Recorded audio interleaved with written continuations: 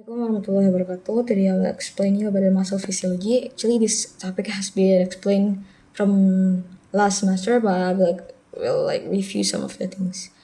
So this one is the introduction. It means that the muscle cells can generate tensions, also can shorten them to contract, and this one is a low movement. And for example, like walking, waving, and also discuss the food. So like a rubber band that can stretch and also snap back. This one is the definitions. You can see the classifications of each muscles.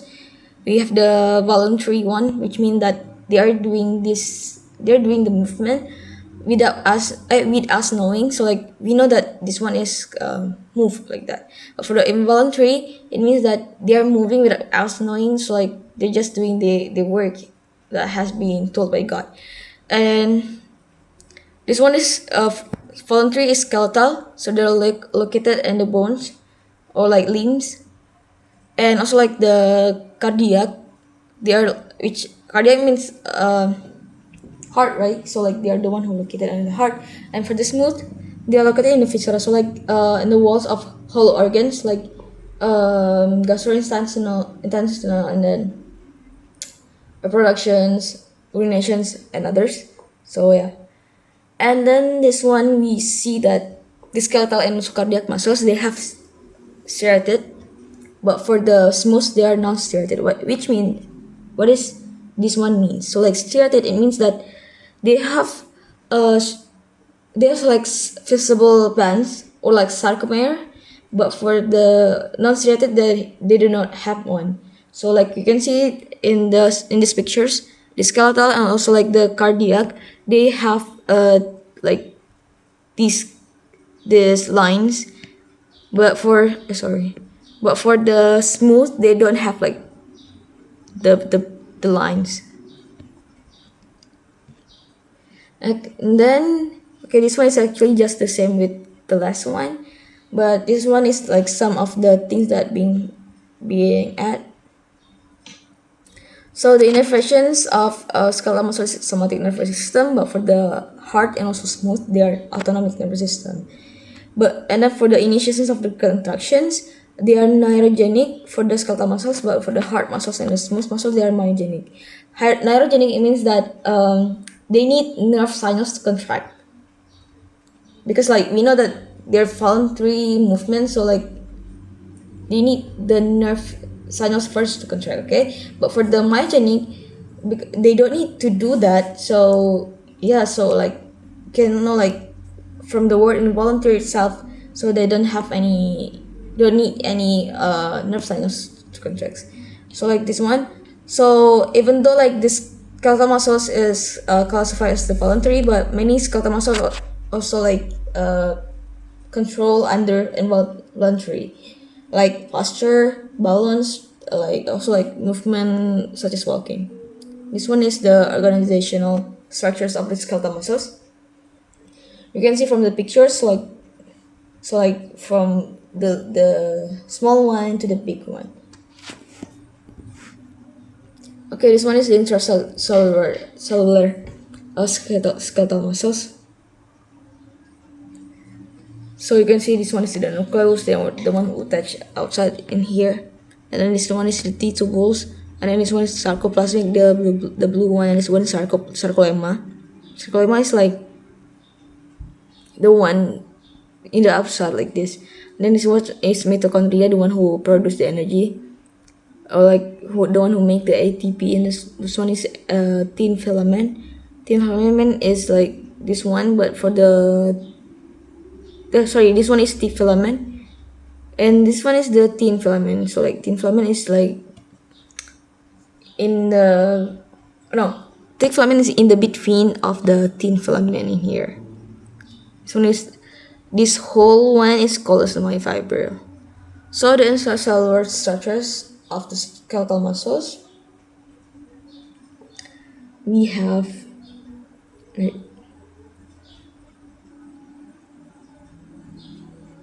the nucleus.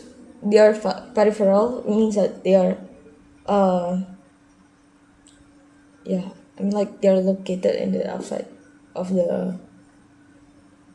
Can I see? And then we have also tubule T, which is the expansions of the surface membrane that functions to channel calcium ions. And then sarcoplasmic reticulum. They're the one who modified the endoplasmic reticulum. They're the modifications of the endoplasmic reticulum, and the one who store the storage sites for the calcium ion. And sarcolemma is, it means that the plasma membrane of the muscle cells and the myofibrils is intracellular structures that compose of thick filaments and thin filaments that arrange in orderly fashions. Okay, you can see this one. So sarcomere is the area between the two Z lines. So like, where's Z line? So like this Z line, this Z, this one also Z line. So this one is the sarcomere. Yep. So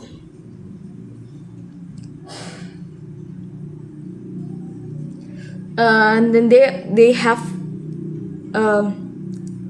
they contains a band, which means like the area for the thick filaments, and also the I band.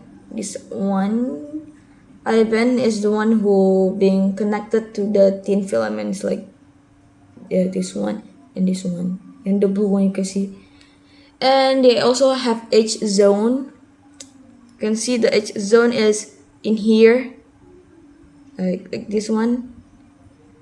But for the M line is these like black lines you can see. So like the ribbon A, or like the A band, is formed by the stack of thick filaments, the filaments along with partially overlapping thin filaments at both ends of the thick filaments.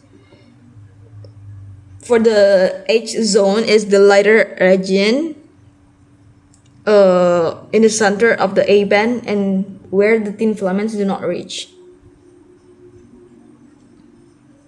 If you see the muscles under the electron microscope, the myofibril really shows alternating dark bands, which is the I band, but the light band is the I band.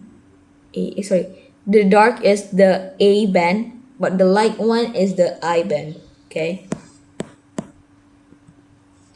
This one is the M line. M line is the center of the thick filaments in the H zone that contains the system that support proteins to hold the filaments, particularly in the muscles. But for the I ribbon or I band, this one is the remaining thin filament sections that doesn't extend on the ribbon, on the I band or like a ribbon A. So A ribbon or like A band.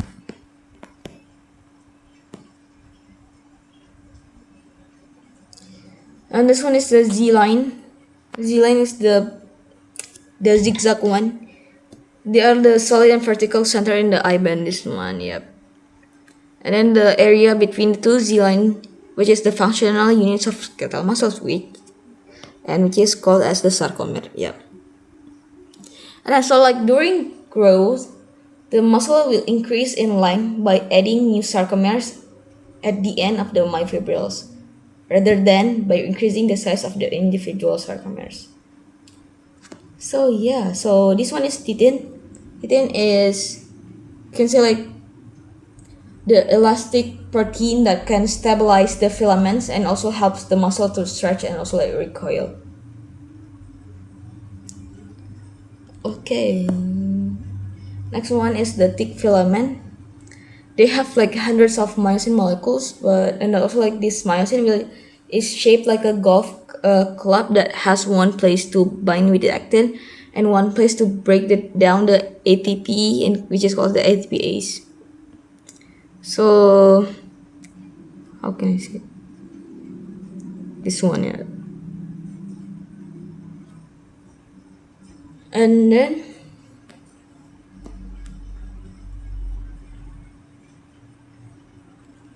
so So for the thin filaments, they have three types. The first one is the actin, and then trypomyosin is also troponin.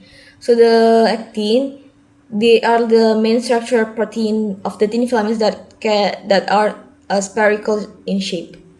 And each actin molecules, they have like specific binding site for myosin cross bridge to attach to. And the cross bridge between actin and myosin will cause the muscle contractions. And for tropomyosins, they are the thread-like protein that can stretch from end to end of the actin spiral groove. But for the troponin, they're the muscles consisting of the three peptides units. Uh, the one will bind with the tropomyosin, one will bind to actin, and also the other one will bind to the calcium.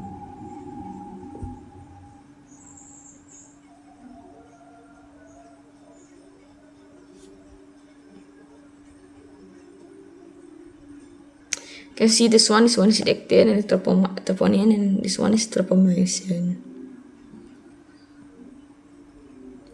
So this one is the thin filament state. So like, oh yeah, I forgot to say. So like, how do the thin filament can prevent the contractions when the muscles are relaxed? So you can see like the tropomyosin, they're covering the actin binding site, which is like this one.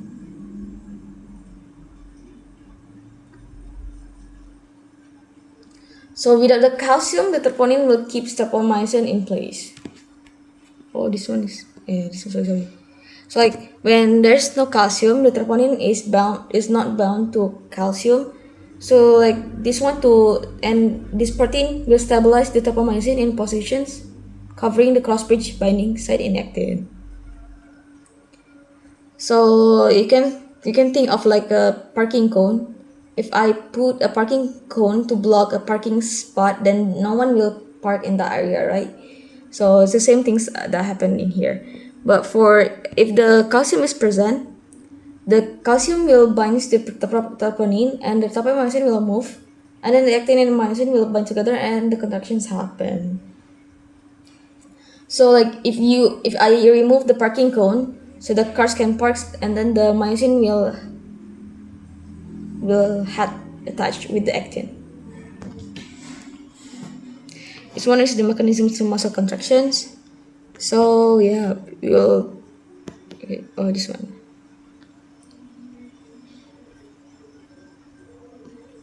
So at first, the nerve will release the acetylcholine. So acetylcholine is the neurotransmitter that was located at the neuromuscular junction.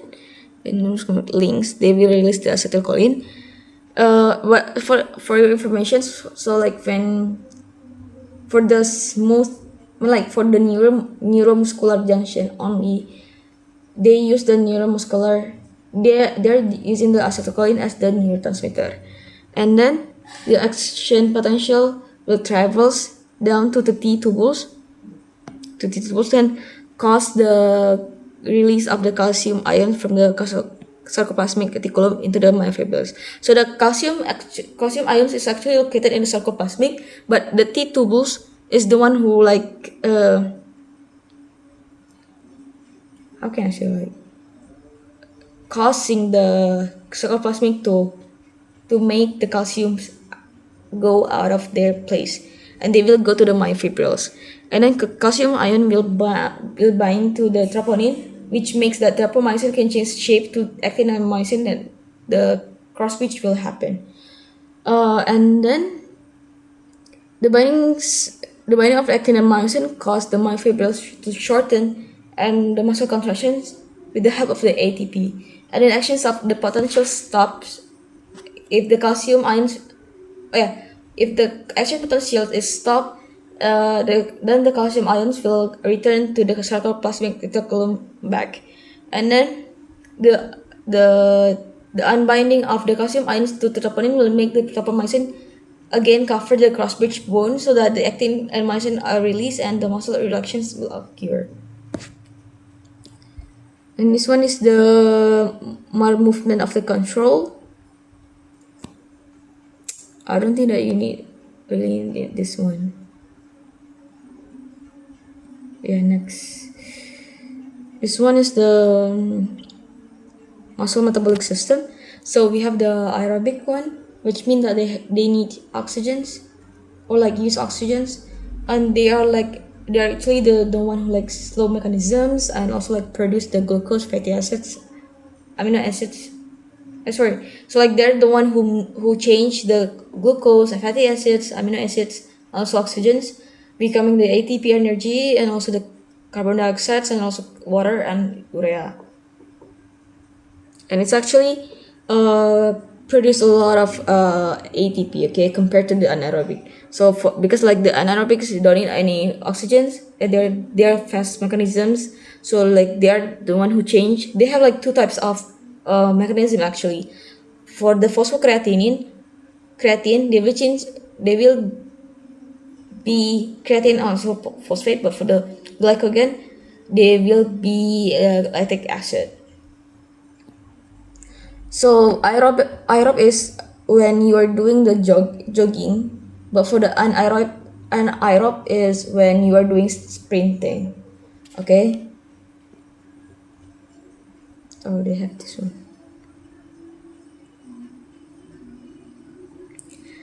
Oh yeah, this one's like when oxygen is supplied to the muscle cells, which means that the aerobic process, the muscles will contract, right? And then the oxygens will drop because like they're using the oxygens again and again for the muscle contractions, and because of the oxygen is also like drops, it means that the ATP production is also drops, and after that, they do the anaerobic process because they don't need any oxygens.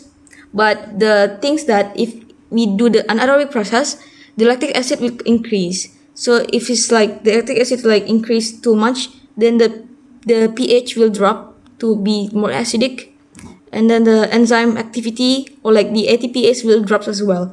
And this happen, and there's something called will happen which is called the muscle fatigue. That's why like you feel tired after like doing some kind of like exercise like sprinting or any others. We have also muscles recovery. So, enter. Oh yeah, I think you have heard about the EPOC. Yeah, this one is EPOC. Yeah, EPOC. So like to paying off the oxygen debt. So like after exercise, one continues to breathe fast and deep to fulfill the EPOC, which means the excess post-exercise oxygen consumptions in the recovery period. So excess post-exercise oxygen consumptions, it means that you are like breathing so hard after exercise to resource the ATP, also to remove the lactate, and also like to replenish glycogen. So like you are like doing the cleaning up after the party. And so oxygen will be used in the oxidative phosphorylation to get a new supply of ATP, and then the new ATP will be used for the restoring the creatine phosphate system, clears the lactate, partially restores the glycogen stores. But it depends on the nutrients takes on people.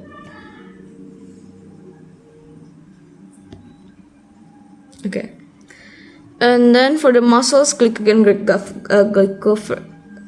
recovery, they will last for days and depends on the nutrition intake as well. And for your notes, the recovery in someone, oh yeah. So if someone have like high carb diets, they will restore the glycogen faster than the high fat or like the high protein diets. So if you see someone who is like an athlete, they're eating rice or like pasta, they will recovers faster compared to the one who eat the steak and the butter. And then this one is the two types of the muscle fibers. The first one is the fast twitch muscle fibers. So like they are 2 until 3 times more active, and they're using the anaerobics, such as like the last one we were talking about. Like they're using the anaerobic metabolism, such as the phosphocreatine and like glycogen, lactic acids, and yeah. Um,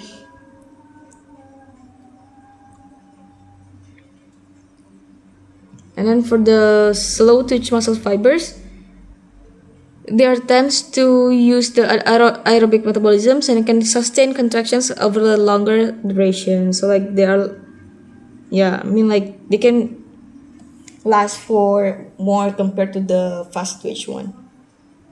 And for the fast twitch is, for example, for muscle gastrocnemius, but for the slow twitch muscle fibers, for the examples is the muscles, soleus muscles.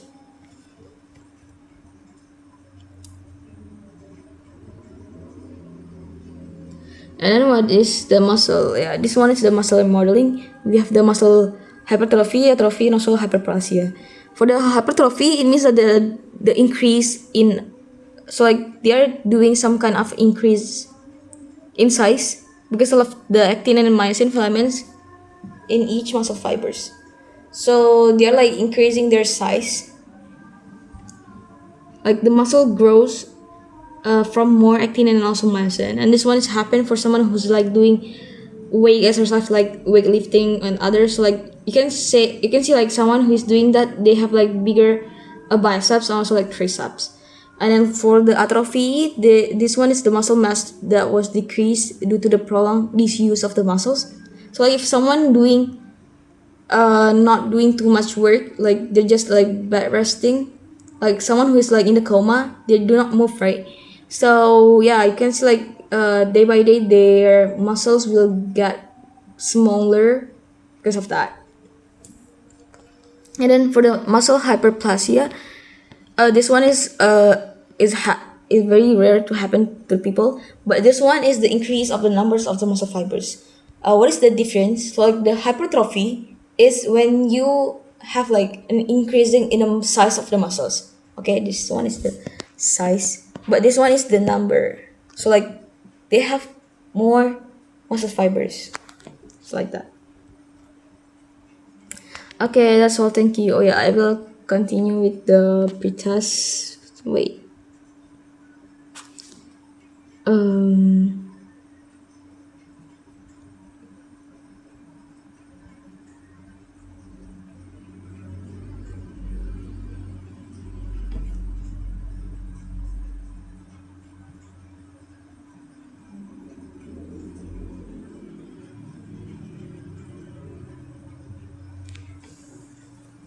Okay, so the first question is the ability of the muscle cells to generate tension and shorten is called as. That's very easy, right? Okay, and then the second one is the structures that is extends membrane, like the sarcoplasmic membrane, to conduct action potential is. And then number 3, the A band consists of. And also like the number 4, the myosin hat has what, like why are questions like this? And then if it's like true or false, that's the substance that released at the neuromuscular junction is called as acetylcholine. That's true. And then for the B, the movement of the food through the digestive tract is a function of, I mean like the one who do it, that is, which type of muscles, right? And then the sarcoplasmic reticulum functions to store what? They're the one who stores the calcium ions. Let me just write it. For the A is muscles can generate tension and shorten. And what is called as that, okay? And number 2, structures of that's extend the membrane to conduct the action potential is.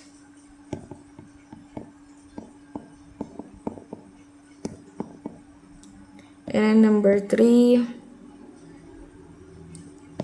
A band consists of what? Number 4, the myosin has like what things happen there, like yeah, you can see from the PPT as well. Number 5, so like the neurotransmitter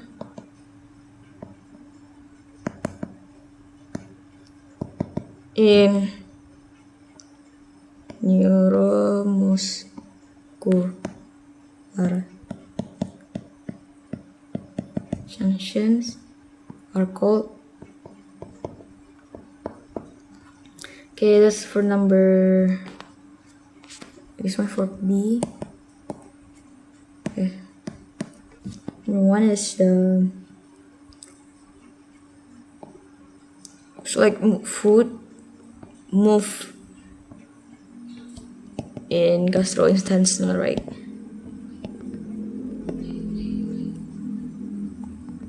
And this one is happen because of what type of muscles?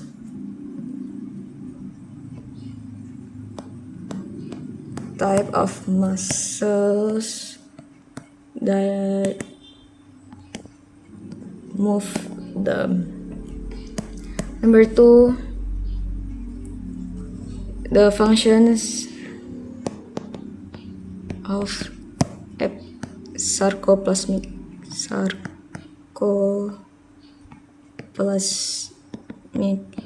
reticulum. Number 3,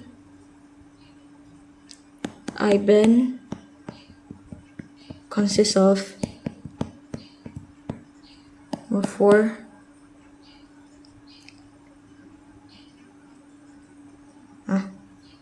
the site where the myosin attached to actin is called as what? Number 5,